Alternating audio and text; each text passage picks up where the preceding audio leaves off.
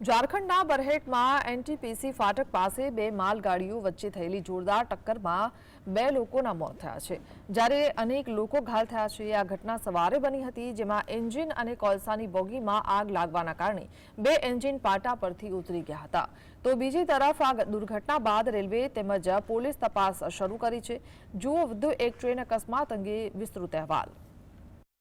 બરહેટમાં NTPC ફાટક નજીક બે માલગાડીઓ વચ્ચે થયેલી જોરદાર ટક્કરની ઘટનાએ સૌને સ્તબ્ધ કર્યા છે।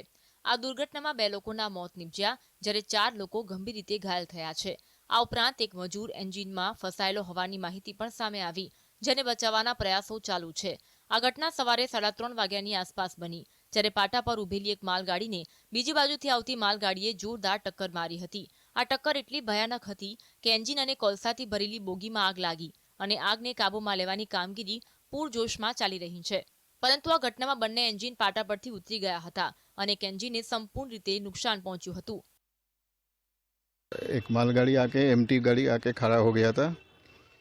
इधर लूप लाइन जो बोलते हैं यहाँ पे क्रॉसिंग के लिए, और इधर से एक लोड मतलब ये था लोड रेक जो कोयला लेके आ रहा था पात्रा साइड से, उसको इधर ये जहाँ पे खड़ा है ये मेन लाइन, इस लाइन से क्रॉस होना था। इस लाइन में वो सिग्नल भी दिया, लेकिन वो पॉइंट नहीं बनाया, तो इसीलिए उस गाड़ी में वो घुस गया। ઉલ્લેખનીય છે કે એન્જિનમાં કુલ 7 લોકો સવાર હતા। આમાંથી 2 લોકોના ઘટના સ્થળે મોત થયા, જ્યારે ઘાયલોને તાત્કાલિક બરહેટ સદર હોસ્પિટલમાં ખસેડવામાં આવ્યા હતા, જ્યાં તેમની સારવાર ચાલી રહી છે। ડોક્ટરોના જણાવ્યા અનુસાર કેટલાક ઘાયલોની હાલત નાજુક છે, જેના કારણે તેમના પર વધુ ધ્યાન આપવામાં આવી રહ્યું છે। સાહિબગંજ હેડક્વાર્ટરથી પહોંચેલા ફાયર બ્રિગેડના કર્મચારી રવિએ જણાવ્યું, આગને ઓલવવા અને ફસાયેલા મજૂરને બચાવવા માટે તમામ સંસાધનોનો ઉપયોગ કરવામાં આવી રહ્યો છે। 4 लोग जख्म है, जिसको ट्रीटमेंट के लिए भेज दिया गया। अभी मालदा में है, जरूरत पड़े तो कलकत्ता में भेजेंगे, और 2 का तो डेथ हो गया। अभी बारेट हॉस्पिटल में शायद ये है, उनका रिलेटिव आने के बाद वो पोस्टमार्टम के लिए भेजेंगे। ઘટનાની જાણ થતાં રેલવે પ્રશાસન અને બરહેટ પોલીસ ઘટના સ્થળે પહોંચી હતી। રેલવે અધિકારીઓએ આ દુર્ઘટનાના કારણોની તપાસ શરૂ કરી છે, જ્યારે પોલીસ ઘટના સંબંધિત વધુ માહિતી એકત્ર કરવામાં લાગી છે।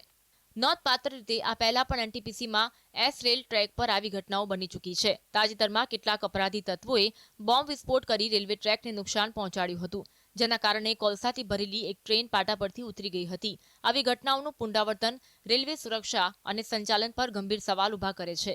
હાલમાં રેલવે અને પોલીસ દ્વારા સંયુક્ત રીતે તપાસ હાથ ધરવામાં આવી રહી છે, જેથી આ દુર્ઘટનાનું સાચું કારણ સામે આવી શકે અને ભવિષ્યમાં આવી ઘટનાઓને રોકી શકાય।